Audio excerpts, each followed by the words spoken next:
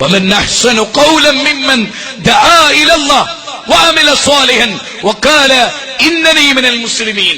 അല്ലാഹുവിലേക്ക് ജനങ്ങളെ ക്ഷണിക്കുകയും അമൽ സ്വാലിഹാത്ത് ചെയ്യുകയും ലോകത്തെ എഴുന്നേറ്റ് നിന്ന് ഞാൻ മുസ്ലിംകളിൽപ്പെട്ടവനാകുന്നു എന്നുച്ചൈസ്തരം പ്രഖ്യാപിക്കുന്നതിനേക്കാൾ നല്ല വാക്ക് പറഞ്ഞവൻ ആരുണ്ട്?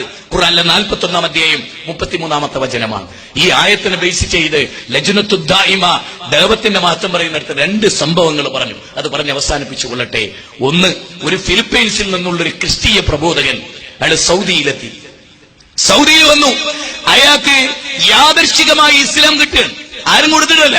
അയാൾക്ക് ഇസ്ലാം അങ്ങ് കിട്ടിയപ്പോ ഒരു പുതിയ ജീവിതം, ഒരു പുതിയ വെളിച്ചം, ഒരു പുതിയ സൂര്യോദയം.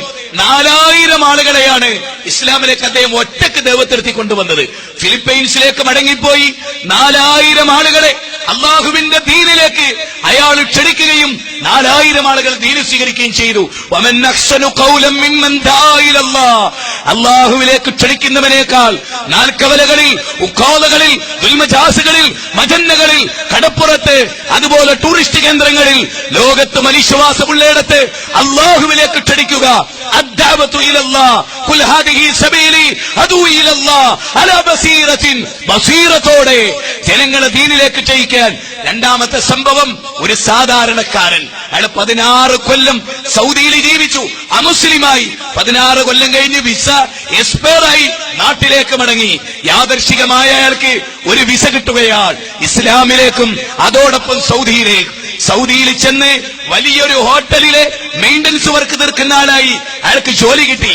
അങ്ങനെ ഹോട്ടലിലെ റൂമിൽ വാതിലടച്ച് ആ ഹോട്ടൽ നന്നാക്കാനിടയിൽ അവിടുത്തെ ടീപ്പോയിൽ ഒരു ലഘുലേഖ വെച്ചിരിക്കുന്നു.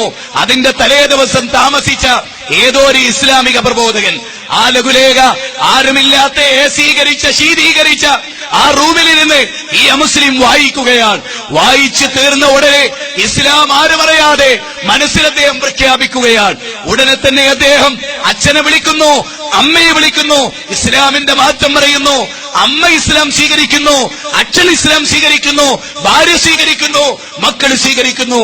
എന്നിട്ട് അയാൾ പറയുന്ന ഒരു കാര്യമുണ്ട്, നാഥ, ഈ ഹോട്ടലിന്റെ ആരുമില്ലാത്ത റൂമിൽ ഈ ലഘുലേഖയാണല്ലോ എനിക്ക് വെളിച്ചമായത്. ഈ ലഘുലേഖ ഇവിടെ വെച്ച മനുഷ്യൻ അറിഞ്ഞില്ല ഞാൻ ഇസ്ലാം സ്വീകരിച്ചത്, എന്റെ അമ്മ ഇസ്ലാം സ്വീകരിച്ചത്, എന്റെ ഭാര്യ ഇസ്ലാം സ്വീകരിച്ചത്. നാഥ, നാളെ പരലോകത്ത് ആ മനുഷ്യൻ അവിടെ വരും. അപ്പോൾ അയാൾ മനസ്സിലാക്കും ആ ലഘുലേഖയുടെ മാറ്റം. സഹോദരങ്ങളെ, കോട്ടയം ജില്ലയിലെ ഒരു പ്രദേശത്ത് ഒരു മൂപ്പൻ, ഒരു ആദിവാസി മൂപ്പൻ, ഒരൊറ്റ ലഘുലേഖ വായിച്ച് ഇസ്ലാം സ്വീകരിച്ച് 40 പേരാണ് ഇസ്ലാം സ്വീകരിച്ചത്. ആ നാട്ടിൽ പള്ളി ഉണ്ടാക്കാൻ എനിക്ക് യാത്ര പോകേണ്ടി വന്നിട്ടുണ്ട്.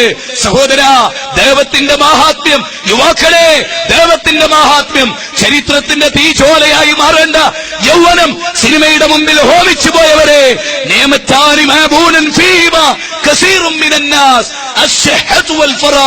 രണ്ടനുഗ്രഹങ്ങളെ തൊട്ട് അധിക ജനങ്ങളും വഞ്ചിതരാണ്. ഈ സദസ്സിലിരിക്കുന്ന യുവാക്കളെ, മരണം വരുന്നതിന് മുമ്പ് പശ്ചാത്തപിച്ച് മടങ്ങിക്കോളൂ. ഭയചകിതമായ ഒരു ശിക്ഷ നിങ്ങളെ കാത്തിരിക്കുന്നു. തലയോട്ടി ഉരിച്ചു കളയുന്ന തീജ്വാല, അതാണ് നമ്മളെ കാത്തിരിക്കുന്നത്. മാറിക്കോളി, തീർച്ചയായും അല്ലാഹുവിലേക്ക് ഖേദിച്ചു മടങ്ങിക്കോളി. അതാണ് അടുത്തു വരാൻ പോകുന്ന വിഷയം. ഖേദവും പശ്ചാത്താപവും അല്ലാഹുവിലേക്കുള്ള മടക്കവും അവനേറെ പൊറുത്തു തരുമെന്ന വിഷയവുമാണ് ഇനി ചർച്ച ചെയ്യാനുള്ളത്.